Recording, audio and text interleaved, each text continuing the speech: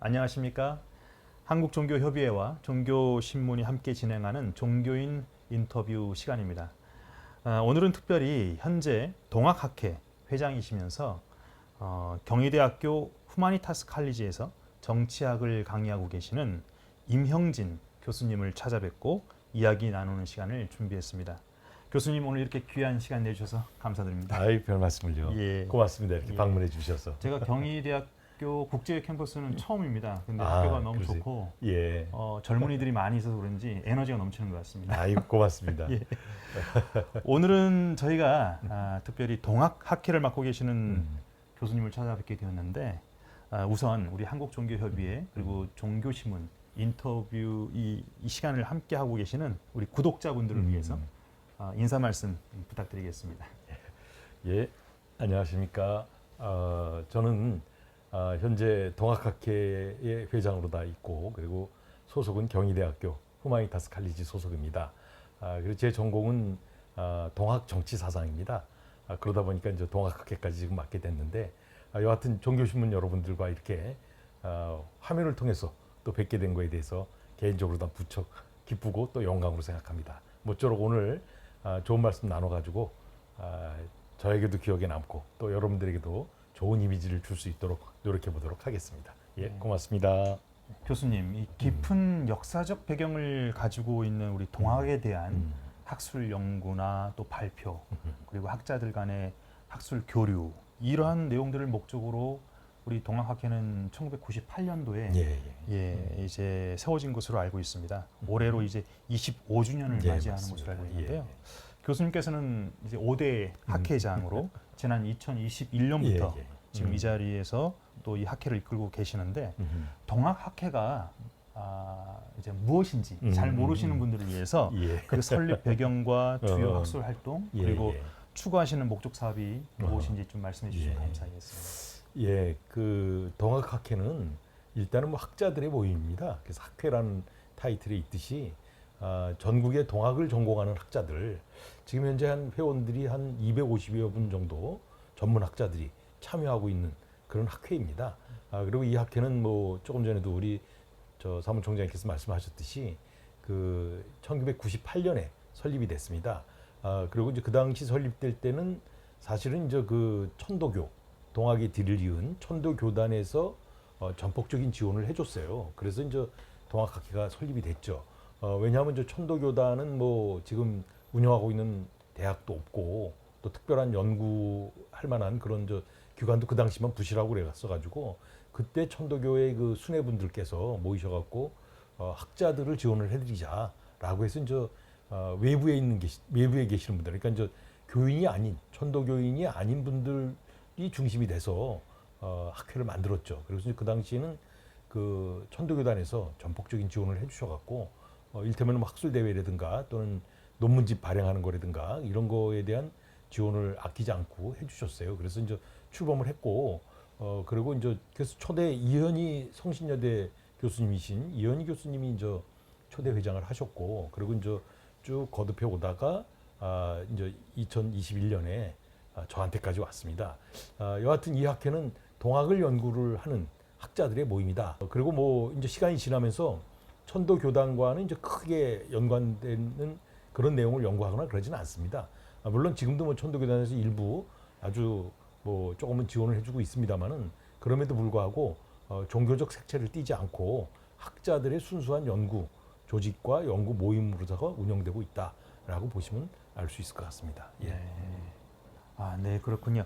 교수님께서 지금 말씀하신 대로 이러한 동학 생각을 해보면 많은 내용들이 담겨져 있는 이 동학이 교수님께서는 어떻게 해서 이 동학과 연결이 되셨는지 그 첫 인연을 한번 듣고 싶습니다.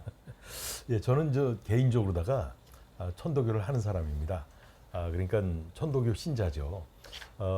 동학이 좋아서 입도를 했어요. 근데 사실 제가 입도하게 된 계기는 저는 그 학부를 졸업하고 1987년인가 그때 이제 학부를 졸업하고 우연찮게 신문 기사에 동학 강좌를 한다는 기사가 났어요. 그래서 제가 이제 그때 직장 생활을 하고 있었는데 저녁에 강좌를 한다고 그래서 저녁에 가서 강의를 들었어요.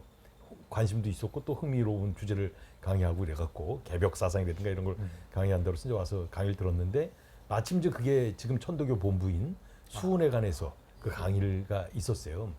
2달간에 거의 뭐 한 하루에 매일 저녁 3시간, 4시간씩 강의를 하는 그런 시스템으로 운영이 됐었는데 그때 그 강의를 들으면서 너무 매료된 거예요. 근데 이제 뜻밖의 제가 몰랐던 사실들을 많이 알았는데 그 중에서도 동학 천도교의 이름으로다가 우리 근현대사에 소위 이제 순도하신 분들 사실은 이제 종교의 이름으로다가 죽음을 당했다 이러면 우리가 순교라고 하지 않습니까? 그래서 이제 순교자의 종교라고 하면 우리가 이제 카톨릭을 생각하듯이 순교라는 표현을 쓰는데 동학 천도교에서는 순교라는 말보다는 순도, 도를 지키다가 돌아가셨다라고 해서 희생되신 분들이 그럼 100만 명에 이르른다는 거예요. 깜짝 놀랐어요. 그래서 제가 이제 우연찮게 그 서강대에서 학술대회 할 때 서강대에 거기 이제 신부님들하고 수녀님들이 이제 와서 강의를 듣고 이랬을 때 학술대회에 참석을 했었는데 제가 그때 이제 거기 토론자로도 참석을 했다가 물어봤어요. 발표자에게. 그 카톨릭에서 순교하신 분들이 몇 분이나 되십니까? 잘 모르시더라고요. 네. 발표자도 모르고 그 자리에 참석한 신부님들하고 수녀님들도 모르시는 거야. 그래서 제가 그랬어요. 한 10,000명 정도 보면 되겠습니까? 라고 했더니 그분들이 대략 10,000명 정도는 될 겁니다. 뭐 이렇게 고개를 끄덕이시더라고요. 그래서 제가 바로 뒤이어서 되물었죠. 그럼 동학 천도교의 이름으로다가 그 당신들이 표현하는 순교자가 몇 분이나 되신다고 합니까? 전혀 모르죠. 네. 그래서 제가 그랬어요. 많게 잡으면 100만 명이 넘습니다. 그때 이제 그분들이 다 놀라시는 거야. 저도 이제 비로소 깨달은 사실을 처음으로 다 내가 이제 서강대 가서 확인을 한 거죠. 네. 그러고 나서 제가 좀 모호한 얘기입니다만 저도 뭐 공부를 한다는 입장에서 그런 기가 막힌 사실을 모르고 있었다는 게 너무 부끄러운 거예요.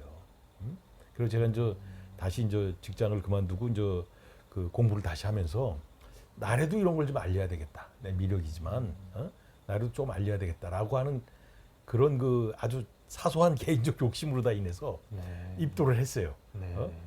조금이라도 좀 알리려고 예. 조금 입도를 하면 좀 그 의식과 이런 것도 좀 배우고 그리고 또 좀 책임감도 더 생길 것 같고 그래갖고 88년도에 제가 입도를 했죠. 네. 천도교에 입도를 해서 그때서부터 지금까지 이제 천도교인으로서 뭐 신앙생활은 제대로 못합니다만은 하여간 제 그 신앙이 제 종교가 천도교다라고 얘기하고 있습니다. 여하튼 제가 동학에 관심을 갖게 된 것은 바로 이제 그 사실입니다. 네. 어떻게 보면 한 종단의 어떤 교리적 측면보다는 그 역사적 배경을 놓고 청년이었던 그 예, 시절 많은 또 충격도 받으셨고 새로운 깨달음을 얻으셔서 이렇게 입도를 하시게 되었는데 천도교 하면 일반인들이 알고 있는 그 수준은 거의 그 표면적인 부분에 그치는 경우가 많이 있습니다. 근데 이제 제 입장에서도 천도교 했을 때 가장 떠오르는 이 시천주, 내 안에 하느님을 모신다. 그러니까 단순히 그 개념만으로 그치는 것이 아니라 양반도 어떤 천민도 없이 모든 사람들이 다 하느님을 모시기 때문에 세상의 모든 사람들은 근원적으로 다 평등하다. 이 사상으로 이어지는 그 과정이 저에게 있어서도 굉장히 좀 파격적으로 다가왔던 그렇죠. 그 예. 기억이 납니다. 이러한 사상을 바탕으로 해서 1860년도죠. 순 우리 최재호 대신사께서 창시하신 이 천도교, 당시 이제 동학이죠. 예. 동학은 이제 오늘날 천도교로서 네. 가장 대표적인 민족 종교 가운데 하나로 알려져 있는데 이제 그 깊은 역사를 오늘 이 시간을 통해서 우리 교수님을 통해서 저희들이 조금이라도 배울 수 있으면 좋을 것 같고요. 구한말 이제 조선의 상황을 들여다봤을 때 그때 시대적 상황은 정말 대격변기, 대혼란기, 내외 양면에 그런 많은 요소들이 있었다고 봅니다. 그러한 시절에 특별히 이 동학이 나올 수 있었던 그 시대적 요인이라고 한다면 무엇이라고 우리가 이해할 수 있을까요? 우리가 이제 다 알다시피 동학을 창도하신 분은 이제 수훈 최재호 그분이시죠. 이제 천도교단에서는 이제 대신사님이라고 부르죠. 그러나 뭐 일반적으로 이제 최재호 선생 이렇게 호칭을 하죠. 수훈 최재호는 뭐 아시다시피 그 양반은 양반이지만 그 재가녀의 자식이었어요. 그러니까 어머니가 한번 시집 갔다가 돌아오신 분하고 사이에서 태어난 자식이에요. 그런데 이제 수은 최재우의 아버지가 이제 경주 분인데 경주 사람인데 경주는 특별히 이제 그 영남에서도 퇴계학이라는 것이 이제 가장 크게 활성화되어 있는 곳이었는데 그 수은 최재우의 아버지인 근암 최옥 선비가 그 퇴계 이황의 학문을 그대로 전수받은 어떻게 보면 경주 지방의 가장 뛰어난 선비였어요. 네. 그런데 이제 그분이 그 이제 향시라고 그래갖고 지방에서 보는 과거를 보면 무조건 장원급제예요. 네. 뭐 천재였으니까. 근데 이제 중앙시 서울에 올라가서 한양 가서 보는 과거 시험을 보면 이건 무조건 떨어지는 거야. 8번 봐서 8번 다 떨어졌어. 예. 어? 그러니까 이제 포기하는 거죠. 포기하고서 내가 이제 할 수 없다.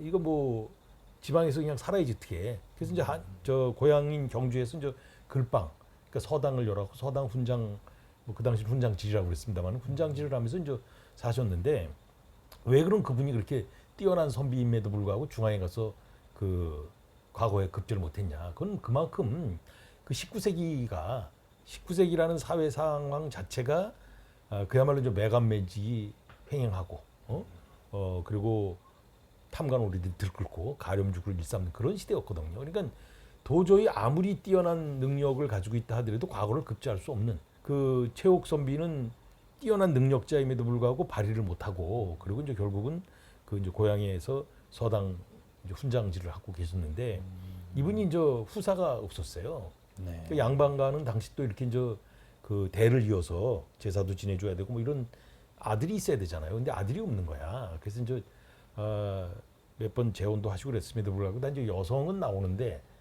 이제 아들이 안 나오는 거예요. 그러다 이제 60 넘으셔서 네. 그 동네 어귀에 살고 있는 그 이제 재가녀 예. 한씨 부인하고 이제 뭐 재혼을 하셔갖고 예. 얻은 아들이 이제 수은 최재호야. 그 자식이 이 수은 최재호라는 이 어린 아들이 마치 스폰지처럼 아버지가 전해주는 학문을 그대로 다 흡수를 하는 거야. 네. 뭐 아주 그냥 쏙쏙 다 아들이 흡수하듯이 그냥 그대로 다 이제 이리 그 답습을 하는 거예요. 그러니까 아버지도 놀랐고 참 내 자식이지만 참 뛰어나구나라는 네. 걸 깨달았죠. 그런데 이제 수은 최재호가 그 18살 됐을 때 이제 어머니도 돌아가시고 아버지도 돌아가신 다음에 그 과거를 가서 보려고 했더니 볼 수가 없는 자격이야. 재가녀의 자식이기 때문에 그러니까 서자는 서자인데 서자도 이제 등급이 있어갖고 재가녀의 자식은 아예 우리나라 경국대전에 과거를 볼 수 없게 해놨어요. 네. 그러니 이제 그때 지식인으로서 배우지 않았다면 그 사람이 뭐 그런 고민 안 했을 텐데 지식인으로서의 좌절을 겪은 거죠. 그래서 이제 그때 이제 결혼을 해서 그 부인은 있고, 그러니까 그 아버지로부터 물려받은 재산을 부인한테 이제 당신이 관리하라고 하고, 당신은 이제 주유처나 떠돌이 생활하는 거야. 그러다 보니까 뭐 집안도 이제 어려워지고 뭐 그래서 철물점도 하고 뭐 만주 지역까지 가서 장사도 하고 이런 걸 하는데 여하튼 본인은 주유처나 전국을 희망 없이 떠돌이 생활을 하는 그런 삶을 사는 거예요. 한 10여 년 이상을. 근데 그 수은 최재호가 이렇게 떠돌이 생활을 할 때, 주유천하를 할 때 만났던 세상이 어떤 세상이냐? 바로 이제 이 19세기 중반, 네. 중반에 정말 도탄에 빠진 백성들, 정말 뭐 전국 각지에 다 그냥 가렴주구를 일삼는 탐관오리들이 들끓고, 백성들은 진짜 뭐 어떻게 할 수가 없는, 아무것도 할 수 없는 그런 상황에 처해져 있는 백성들을 보고 또 세계관도 무너졌어요. 우리나라가 다 그 당시 중국 중심의 세계관이었잖아요. 그렇죠. 심지어 뭐 밤에 꿈을 꿔도 중국 꿈을 꿔야지 뭐 멋있는 꿈이다. 그걸 그린 그림이 저 안견의 몽유도원도 아닙니까? 그게 뭐 조선 최고의 작품이다라고 할 정도로다가 1840년에 아편 전쟁이 터지잖아요. 영국과 저 중국이 청나라가 이제 전쟁을 했는데 졌단 말이야 중국이. 이거는 충격이었죠. 이거는 진짜 뭐 중국 사람들도 충격이지만 특히 중국과 이렇게 이 국경을 맞대고 있는 우리나라 같은 경우는 더 큰 충격이었어요. 맞습니다. 그때 수은 최재호는 지식인이었기 때문에 네. 그가 지식이 없기 때문에 그런 고민할 이유가 없죠. 그래서 이제 20대 후반서부터 네. 그런 수련을 다시 하는 거예요. 그래갖고서 드디어 이제 1860년 예, 60. 4월 5일 경신년 4월 5일이죠. 그때 비로소 이제 득도를 하는 거죠. 네. 동학을 깨닫는 거예요. 저는 이제 여기서 수은 체제호가 지식인이라는 생각을 더 굳히게 되는데 아마 그때 그 수은 체제호가 동학을 깨달았다라고 했다면은 이제 내가 진리다. 어? 나를 따라라. 내가 진리니까 나를 따라라고 다 주변에 전파했을 거예요. 네. 근데 수은 체제호는 의심했어요. 내가 깨달은 이 도가 진짠지, 어? 혹시 내가 잘못 헛소리를 듣거나 헛것을 본 것인지, 네. 그럴 수도 있잖아요. 자신이 깨달은 도를. 어? 그래서 1년 2개월 동안을 다시 수련을 합니다. 수련하고 또 공부하는 거야. 다시 확인하는 거예요. 1년 2개월 동안을. 그러고 나서 비로소 이건 틀림없다 하고 이제 세상에 내놓은 것이죠. 그게 바로 처음에는 이제 무국대도였어요. 예. 무국대도라고 했다가 그것이 이제 나중에 이제 수은체제호가 남원으로다가 피신을 가갖고 남원 은저감에서 이제 자신이 깨달은 바를 글로서 남겼죠. 글로서 남긴 게 이제 지금 그 남아 있는 동경대전과 용담주사입니다. 네. 그 동경대전에 비로소 이제 내가 깨달은 도는 동방에서 태어난 학인이 동학이다. 라고 얘기했고 하늘의 뜻을 이어받았으니 천도다. 라고 얘기를 하신 거죠. 그래서 이제 동학은 처음에 무국대도여서 경주에서 출발을 했지만 완성은 전라도 남원에서 완성이 됐다라고 볼 수 있는 것이죠. 그것도 예. 굉장히 의미가 있는 것 아이, 같습니다. 그럼요. 진짜 의미 있어요. 영남에서부터 호남에 이르는 그 모든 지역을 아우르는. 그러게 말입니다. 예. 그러니까 지금 현재 역사적 그 자취도 모든 지역에 다 남아 있고. 그렇죠. 예. 동학은 아마 전국 각지에 예, 맞습니다. 뭐 동학혁명의 흔적도 많이 있고 뭐 동학의 성지도 많이 있고 전국에 아마 가장 많은 곳 중에 그 성지가 네, 가장 맞습니다. 많이 있는 곳이 아마 동학이 아닐까 예. 싶어요. 예. 그럼 교수님 여기서 그 대신사께서 그 득도하셨다라고 하는 그 개념, 거기서 그 득도라고 하는 것은 단순히 학문을 겸비한 학자적 깨달음이 아니라 그 이상의 어떤 영적 요소가 가미된 깨달음이라고 그렇죠. 이해를 해야 될까요? 예. 물론 저 수은체제호는 자신이 깨달은 걸 그때는 종교라는 리리전이라는 개념이 없었을 때예요.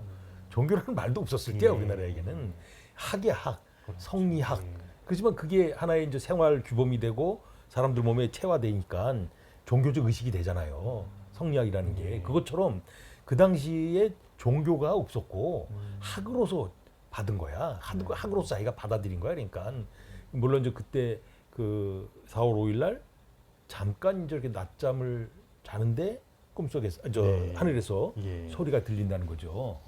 그러면서 이제 그게 바로 내 마음이 내 마음이다라는 소리를 들었다는 거예요. 예. 그러니까 당신이 누구냐라고 했더니 내가 곧 천주 또는 이제 상제라는 표현으로 이제 하죠. 인이라라고 얘기를 하죠. 그래서 그게 무슨 말씀이신가라고 했더니 이제 그때 내 마음이 내 마음이다. 즉 하늘의 마음이 내 마음 속에 있다라는 걸 전달을 한 거예요. 그걸 깨달은 거지. 네. 물론 이건 신비로운 종교적 체험이니까 뭐 우리는 뭐 거기까지 깊이 들어갈 필요는 없지만 종교학을 연구하는 사람들은 뭐 그걸 이제 깊이 하지만 저같이 이제 그 이렇게 정치 사상적으로다 또는 역사적으로다 규명하는 사람들에게는 그 의미보다는 그 깨달음을 자각을 하고 수련을 또 했다는 거, 다시 한번 검증했다는 거, 여기에 이제 포인트를 더 두는 거죠. 네. 여하튼 이제 그때 그래서 이제 비로소 수은체제호가 시천주, 내 몸에 하늘을 모시고 있다라는 걸 깨달았다라고 하는 거죠. 그래서 수은체제호의 그 핵심적 키워드는 시천주예요. 네. 동학의 그러니까 핵심적 키워드는 근데 이제 나중에 이제 그게 의암손병이 때 와서 이제 인내천으로다가 그렇죠. 다시 이제 확정이 됩니다만은 그 당시에는 처음에는 시천주였죠. 하늘의 마음이 내 몸 속에 있다. 네. 근데 나만 들은 줄 알았어 처음에는. 그러면 이제 내가 그 최고 그 뭐라 그럴까 나만 자각한 사람이잖아. 처음에는 자기만 들었다고 생각했겠죠. 네. 그런데 보니까 자기 부인에게도 들어있는 거야. 주변에 자기 집에서 데리고 있던 여종들에게도 하늘이 들어있는 거야. 그게 정말 주변에 있는 위대한 사람들에게도 것 다 들어있는 거야. 이게 획기적인 거예요. 그래서 이제 수은체제호가 1년 2개월 뒤에 다시 이제 그 수련을 다시 하고 같아요. 네. 이건 진짜다. 이건 진짜 이 하늘의 뜻을 내가 받은 것이다라고 자각한 뒤에 가장 먼저 한 게 자기 부인 박씨 사모님인 자기 부인에게 큰절을 올렸다는 거 아니에요. 근데 그때 한번 생각해 보세요. 그 박씨 사모님이 그래도 양반가로 시집을 왔는데 예. 남편이 자기한테 큰절을 해? 지금도 사실 안 되잖아요. 그렇죠. 예. 근데 그 당시 1861년에 큰절을 올렸다. 부인이 얼마나 기절초풍했겠어요.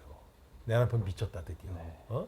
맨날 허구한 날 방에 들어가서 혼자 도 닦는다고 이러고 앉아있더니 드디어 미쳤군 이렇게 생각하지 않았겠어요? 그런데 수은이 그 당시 부인에게 그렇게 얘기했다는 거 아니에요. 내가 나만 하늘이 들었는 줄 알았는데 당신에게도 하늘이 있다. 그러니 내가 소중한 것만큼 당신도 소중한 존재입니다. 네. 그런데 내가 그동안 당신에게 하대한 거에 대해서 내가 사과의 의미를 담아서 네. 큰절을 올리는 것이오 라고 했을 거 아니겠어요. 그래서 데리고 있던 여종들 네. 두 여종의 노비문서를 불태우고 자유. 며느리를 또. 그런데 근데 그것도 마찬가지예요. 그 평생 노비 생활을 했던 여종들을 너희들은 자유니까 나가라 라고 하면 그 사람들이 어떻게 나가서 어떻게 살아. 내쫓는 거지 그거는. 그러니까 나이가 좀 들은 여종은 며느리로 삼고 큰 며느리로 삼고 나이가 어린 여종은 수양딸로 삼아서 같이 그 집에서 같이 사는 거예요. 그냥 이런 거는 글쎄 인간 해방도 완벽한 인간 해방을 추구하신 분이 바로 수은체제우다. 저는 그렇게 그때 보는 당시에 거죠. 그 한 집안에서 천지개벽이 일어난 거. 아유 보면 될것 뭐 같아요. 난리가 났죠. 그래서 이제 그 소문이 퍼져갖고 주변에 사람들이 이제 야 저분이 도대체 얻은 도가 뭐냐, 무국대도라고 하는데 그게 뭐냐고 이제 사람들이 이제 구름처럼 모였다는 거예요. 심지어 그 당시 저 문헌에 보면은 그 사람들이 올 때 그냥 못 오잖아요. 네. 그러니까 이제 뭘 선물을 가지고 오는데 그때 제일 흔했던 게 꽃감이었던 것 같아요. 감나무. 그 감나무를 이렇게 이제 들고 와서 이제 감나무 가지가 수북히 쌓여고 집 앞에 네. 수북히 쌓여갖고 그 근처에 인근에 있는 그 농사꾼들이 나무를 해러 가지를 않았대요. 감나무 가지를 저다 떼느라고. 네. 지금도 비슷합니다만 그때도 사람이 많이 모이면 일단 경찰이 오잖아. 포졸들이 오는 거야. 도대체 이 집이 왜 이래? 뭐 하는 거야? 이러면서 포졸들이 모인단 말이에요. 그래서 이제 그런 여러 가지 상황을 수은이 고려해서 이거는 내가 얼마 못하겠다. 내가 얼마 못하겠다. 깨달은 것 같아. 그래서 내가 죽기 전에 내가 깨달은 도를 정리를 해야 되겠다라고 하면서 이제 떠나죠. 저 경주를 떠나서 말씀드렸죠. 남원으로다가 오셔서 남원에서 이제 은저감이라는 산 중턱에 교룡산성이라는 그 산에 남원에 가면 네. 교룡산성이라는 산성이 있는데 그 산 중턱에 선국사라는 절이 있어요. 네. 근데 선국사 위에 말사 조그만 암자가 하나 있는데 덕미람이라는 그 암자가 있어요. 네. 거기에 방앗간을 얻어서 스스로 자취도 없이 숨어 있는 곳이다라는 은저감이라고 짓고 거기서 이제 그 자신이 깨달은 바를 저수를 한 거죠. 동경대전과 용담묘사를. 순 한자 글이라 예. 그걸로다가는 그 자기 같은 지식인은 볼 수 있지만 일반 백성 못 보잖아요. 공부를 한 사람들 일찍 어떻게 읽겠어요. 그래서 백성들을 위한 글을 다시 줘야 되겠다라고 해서 순 한글 그것도 가사체 그 4.3조의 그 가사체로다가 네. 글을 다시 썼어요. 누구든지 쉽게 보고 읊조릴 수 있도록. 네. 그러니까 용담주사라는 그것도 글을. 대신사께서 직접, 그렇죠. 예. 그래서 그거를 그건 이제 전파를 했는데 백성들이 보기에는 동경대전은 어렵지만 용담주사는 쉽단 말이야. 누구든지 이렇게 흥얼흥얼 할 수 있단 말이야. 그러니까 뭐 제가 참 우스갯소리로다가 학생들한테 강의할 때 그러죠. 네. 한국 최초의 랩송이다. 그렇게 볼수 랩이다 있겠습니다. 이거. 예. 그래서 이제 한국 최초의 랩송이다라고 학생들은 그렇게 이제 소개를 할 때 그렇게 소개를 하죠. 지금 말씀해주신 그 흐름 가운데 보면은 천도교 이 동학 안에서 핵심 그 이제 사상이 나오는데요. 앞서 시천주 그리고 그것이 이제 사인요천, 경물사상 그리고 인내천으로 이 핵심 흐름이 사상은 일반인들도 많이 들어는 봤는데 사실은 들어는 봤는데 그 정확한 의미가 무엇인지 잘 모르는 분들이 있을 것 같습니다. 거기에 대한 간략한 설명과 더불어서 그 의미들이 오늘날 이 현대인들에게 어떻게 이해될 수 있을지 어떻게 받아들이면서 현대적 의미에서 되새길 수 있을지 한번 부탁드리겠습니다. 지금 말씀하신 대로 이제 그 동학은 하나의 이제 이렇게 흐름이 있습니다. 네. 이제 그 최초로다 등장했던 표현은 이제 시천주죠. 네. 수은 최재우가 이제 각성을 하면서 얻은 표현이죠. 내 몸 안에 하늘을 모시고 있다. 자, 그런데 이제 그게 2대 교조이신 그 해월 최시영에게 네. 넘어와서는 해월 최시영은 그 36년 동안 전국을 도발이. 이제 도발이라는 말은 순수한 이제 우리말로 네. 관의 쫓김을 피해서 도망 다니는 사람을 도발이꾼. 네. 그 행위를 도발이라고 우리가 얘기한단 말이에요. 뭐 한국 기네스북에 올랐으니까 36년 동안 36년 예, 동안 도망 다니다가 체포가 됐어요. 예. 체포 안 됐으면 기록이 안 남을 뻔했는데 체포돼서 처형당했단 말이야. 네. 그러니까 36년 동안 최장기 도발이꾼으로서 이제 한국 기네스북에 오르신 분이라고 네. 이제 볼 수 있는데 그 해월 최시영이 전국을 도망 다니면서 동학을 전파하는 거예요. 그런데 해월은 시천주라는 그 기본 그 스승님으로부터 그런 기본 이념을 전수는 받았지만 실천을 해야 되잖아. 그렇죠. 내 몸 안에 하늘이 있다. 그래서 어쩌라고. 시천주는 방법론이 없어요. 그는 네. 그냥 하나의 그냥 모토, 이념으로서 제시되는 것이지 방법론이 없는 거예요. 그러면 내 몸에 하늘이 있으니 어쩌라고. 상대방이 어떻게 하라고. 라는 방법론이 없는 거예요. 그때 해월 최시영이 제시한 방법론이 사인여천하라. 사람 대하기를 하늘 대하듯 하라. 라고 이제 방법론을 제시하신 거예요. 네. 그러니까 해월 최시영의 36년의 행각은 사인여천의 삶이었어요. 해월은 전국을 돌아다니면서 사인여천을 실천하고 다닌 거예요. 네. 그래서 이제 해월 최시영에 와서는 시천주가 사인여천으로다가 사인여천 개념으로다 방법론까지 이어졌다. 나중에 이제 의암 손병희 선생 그 3대 교조이시죠. 천도교에서는 저 수은 최재우는 대신사, 그리고 또 해월 최시영은 신사, 네. 그리고 이제 의암 손병희 선생은 성사. 성사. 그래서 4대 교주이신 그 추남 박인호 선생은 상사라고 표현을 해요. 여하튼 의암 손병희 선생 때에 와서는 그 시천주와 사인여천을 묶어서 인내천으로다가 이제 완성을 한 거죠. 그래서 지금도 동학의 종지는 인내천, 네. 또 천도교의 종지도 인내천으로다가 이제 지금 확정이 된 거죠. 사람이 곧 하늘이다. 네. 근데 이것은 그 안에는 사람이 곧 하늘이라는 말에는 방법론까지 들어있는 거예요. 내가 하늘인 것처럼 당신도 하늘이고 예. 또 당신도 하늘이야. 내가 하늘이고 상대방도 하늘이고 하늘처럼 대하는데 갈등이 있을 수 있겠습니까? 모두가 존엄한 사이인데, 존귀한 대상인데. 물론 저 여기서 해월 최시영 선생의 경우는 한 발 더 나가서 그 물물천 사사천이라고 그랬어요. 사실은 그 해월 최시영 선생 때 이제 삼경사상이라는 걸 만들어내는데 세 가지를 공경해라. 그래서 하늘을 공경하고 사람을 공경하고 경물. 우리가 경천, 경인은 들어봤을 거예요. 네. 즉 사물, 주변에 있는 사물을 공경하라. 왜? 무사물에도 다 생명이 담겨 있다. 지금에서야 뭐 대접받고 이러는 것이지 뭐 우리뿐만이 아니라 전 인류가 그렇죠. 여성을 얼마나 하대했습니까? 그 인격적 그런 대우가 없었던 시대예요. 그런데 해월은 여성을 한울림이라고 그랬어요. 한울림을 잠시 쉬게 하십시오. 진정한 그래, 여성 해방자. 그렇죠. 그러니까 우리나라 최초의 여성 해방론자예요. 네. 우리 저 페미니즘 연구하는 학자들 진짜 서구 예. 이론에서만 자꾸 페미니즘을 연구하려고 그러는데 그러게요. 나는 한국의 페미니즘의 최초의 기원은 해월 최시영이다. 동학을 연구해야 되겠네요. 여성학자들이. 어린이. 네. 그때는 어린이라는 말이 없었어요. 어린이라는 말은 소파 방정환이 만든 말이잖아요.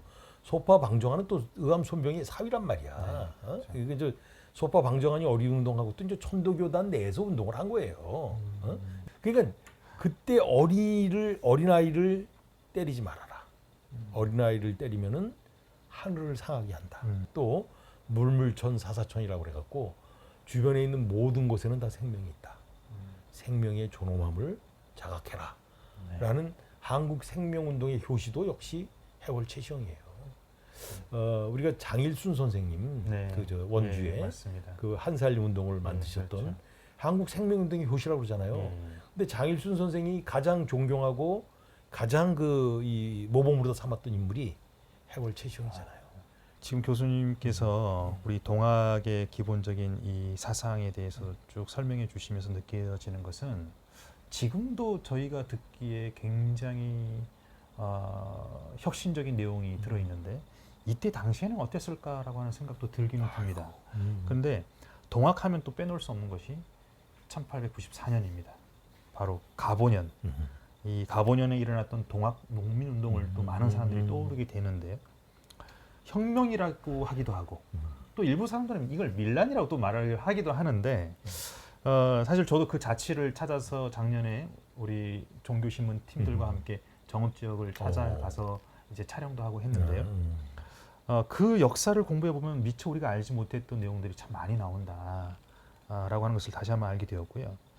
이 동학 농민 운동이 조선 왕조에서 일어났던 그 수많은 밀란들과 비교했을 때 그 차이가 무엇인지, 왜 이걸 혁명이라고 하고 운동이라고 하는 것인지, 그리고 그때 당시에 일어났던 이 동학 농민 운동의 정말 가장 중요한 의의라고 한다면 어떻게 우리가 이해할 수 있을지 설명을 좀 부탁드립니다. 예, 우선 그 우리가 이제 흔히 동학혁명이라고 이제 표현을 합니다만은 말씀대로 지금 저 동학운동 또는 동학전쟁 뭐 표현한 또는 뭐 밀란 뭐 표현하는 사람들이 다양하게 있어요. 그러나 지금은 이제 특별법이 만들어져 갖고 2004년에 동학농민혁명으로 다 굳혀졌어요. 그렇죠. 예. 그럼에도 불구하고 이제 아직까지 교과서에는 동학농민운동 또는 동학운동 이렇게 이제 표현이 되고 있죠.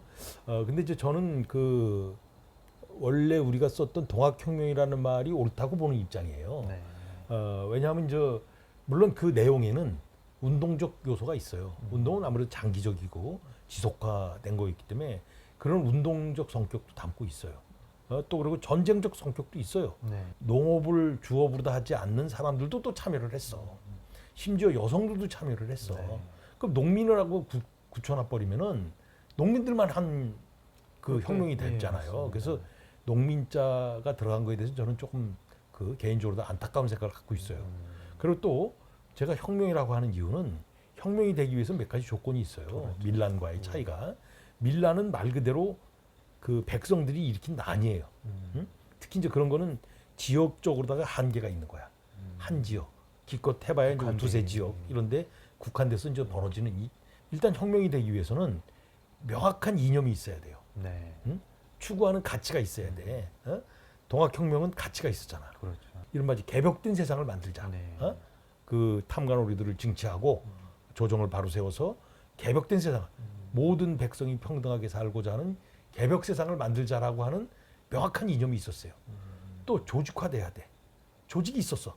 어설프게 막 일어나는 게 아니야. 맞습니다. 뭐 어설프게 뭐 우리 한번 해볼까 해서 일어나는 게 아니에요. 그런 건 진짜 밀란이지. 그러나 이건 동학을 이용한 전국 조직으로다가 완성이 된 거예요. 또 하나는 전국화야. 응? 이 동학혁명은 처음에 출발은 1894년 1월 10일 날 전라도 고부에서 시작이 됐어요. 네. 근데 고부에서만 일어났냐 이거야. 아니잖아요. 처음에 1차 기포에는 호남에 중심적으로 호남을 중심으로 다 이제 거기 그 지역 내에서만 주로 그 혁명이 일어났어요. 그러나 2차 기포는 전국이었어요. 호남을 포함해서 경상도, 충청도, 강원도, 경기도, 황해도, 심지어 평안도까지 전국에서 일어난 거예요. 네. 또 하나 마지막으로다가 혁명이라고 부를 수 있는 명확한 이유는 그 혁명을 통해서 만들고 싶은 세계가 있어야 돼. 모두가 평등한 세계. 네. 백성들이 우대받는 세계. 이런 세상을 만들기 위해서 그들이 들고 일어난 거예요. 그래서 그것은 저는 명확히 혁명이다 네. 라고 붙일 수 있는 것이다 라고 보는 것이죠. 물론 거기에는 전쟁적 요소, 아까 말씀드렸듯이 전쟁적 요소가 있어요. 네. 일본과는 틀림없이 항일 전쟁을 한 거니까. 그러나 그때는 뭐 일본군만 싸운 것이 아니라 관군도 싸웠잖아. 관군하고도. 그래서 전쟁적 요소를 포함해서 모든 걸 아우를 수 있는 표현은 혁명이다 라고 부르는 것이죠. 네. 의미, 동학혁명의 가장 그 커다란 의미는 이미 그 가보년 이전에 그 1893년 그 가보년 그 1년 전이죠. 예. 1년 전 11월 달에 전라도 고부에서 전봉주를 비롯한 한 20여 명이 사발통문을 만들어요. 예. 그 사발통문에서 자신들이 해야 될 바가 거기 적혀져 있었어요. 목표한 바가. 그러니까 고부 군수를 징치하고 도성으로 가서 그러니까 서울로 가서 서울의 권문세가를 멸하고 나라를 바로 세운다라는 것이 명확히 제시돼 있어요. 그러니까 이런 것 자체가 그 목표성 없이 한 게 아니다. 동학혁명은 일어나기 물론 동학혁명이 일어나기까지는 오랜 시간이 필요했어요. 네. 우리가 왜 흔히 그런 얘기 하잖아요. 역사는 민중이 주인이라고. 민중이 만들어 나간다고. 근데 솔직한 얘기로 우리 총장님 그런 사례 있어요? 민중이 역사 만드는 거 있었어요? 없어요. 무슨 민중이 역사를 만들어. 우리 그 다 괜히 하는 얘기지. 나는 딱 한 번 있었다고 보는 게 바로 그때예요. 공주 우금치에서 그 엄청나게 많은 동학군들이 희생됐잖아요. 그때가 우금치에서 전투할 때 한 20여일 동안 진눈깨비가 그렇게 내렸다는 거예요. 화승총을 쓸모가 없는 거야. 네. 그런데 누가 그들이 그러니까 나가면 죽어. 죽창 들고 나가면 저쪽에 총 쏘는데 죽죠. 그럼에도 불구하고 그들이 뛰쳐나갈 수 있었다는 것은 나는 비록 여기서 죽더라도 내 자식들, 내 다음 세대는 인간다운 세상에서 살게 해주고 싶다라는 그 욕구예요. 저는 그래서 동학혁명의 최고 의의는 백성들이 역사를 내 손으로 만들어 보겠다라고 움직였다는 것이 가장 위대한 의의다라고 저는 그렇게 봅니다. 교수님 말씀하신 그 죽창 들고 신무기 앞에 나섰던 우리 농민들의 그 역사가 그 우금치 전투입니까? 우금치 전투의 이야기를 들어보면 보통 그렇게 무기가 총알이 날라오면 도망을 가야 되는데 도망간 흔적이 아니라 오히려 앞서 시신 나갔죠. 위에 또 시신이 엎혀지고 이런 형세로 남아져 있다라고 하는 거예요. 내 시체를 밟고 또 내 뒤에 오는 동료가 앞으로 갈 것이다. 아, 정말 이거는 지금으로서는 상상이 안 되는 거예요. 그들의 마음은. 맞습니다. 그 이야기를 들었을 때 이제 제가 이제 짧은 이제 그 이야기였지만 우리 대신사의 원을 풀기 위한 교조 신원 운동으로부터 어떤 전북의 삼내 집회로 그리고 충북의 보훈 집회로 그리고 보국 안민과 제폭구민을 외쳤던 우리 백산 대회로 이어지는 이 형세를 보면은 그때 당시에 우리 동학농민 운동은 정말 조선 반도 전체를 흔들었던 아주 엄청난 혁명의 불길이었다라고 하는 것이 느껴집니다. 근데 이제 제 마음속에 드는 의구점은 그처럼 강력한 혁명의 불길이 물론 이제 청일이 개입했고 그 이후에 항일 운동으로 이어지긴 했지만 결국 실패한 것으로 보여지니까 이걸 과연 이제 실패했다라고 규정 짓는 것이 옳은 것인지 그리고 그렇다고 한다면 이 파죽지세의 혁명의 불길이 왜 그렇게 꺼질 수밖에 없었는지 그 요인이 무엇이었을까요? 그 일단은 이제 지금 우리가 나타난 현상만 놓고 보면은 동학혁명은 실패예요. 좌절했어요. 그들이 꿈꿨던 세상이 못 이루어졌잖아. 그런데 이제 우리는 그렇게 표현하죠. 끝나지 않았다. 아직도 계속되고 있다. 네. 왜? 지금도 우리가 아직도 우리 국민이 주인된 세상이라고 민주주의를 하지만 그렇게 느끼는 사람보다는 안 느끼는 사람이 더 많잖아요. 네. 당장에 뭐 여러 가지 우리 사회 복잡한 현상을 그렇죠. 놓고 보더라도 맞습니다. 내가 주인이라는 의식이 별로 안 든단 말이야. 예. 그래서 아직도 동학혁명은 진행 중이다라고 보는 거고 적어도 그러나 이제 그 당시 가보년 당시 왜 실패했느냐, 그때는 왜 좌절됐느냐, 가장 기본적으로다가는 앞선 화력에 감당할 재간이 없었죠. 현실적으로 뭐 일본군이 가지고 온 신식 무기는 무라다 총 같은 경우는 뭐 사정거리가 한 1000m 됐다고 그래요. 근데 화승총은 한 50m야. 잘 나가야 50m야. 무기 자체가 비교가 안 됐고 또 하나는 그 농민군들이 오합지졸이잖아요. 잘 훈련된 사람들이 아니야. 그저 그냥 의분으로 의기로서 네. 그걸 다 들고 일어나는 사람들이지 훈련이 됐거나 이런 군인이 아니잖아요. 그 조정, 고종과 민비를 중심으로 한 그 중심 세력이 농민들에 대한 인식 자체가 너무너무 수준 이하였다는 것이죠.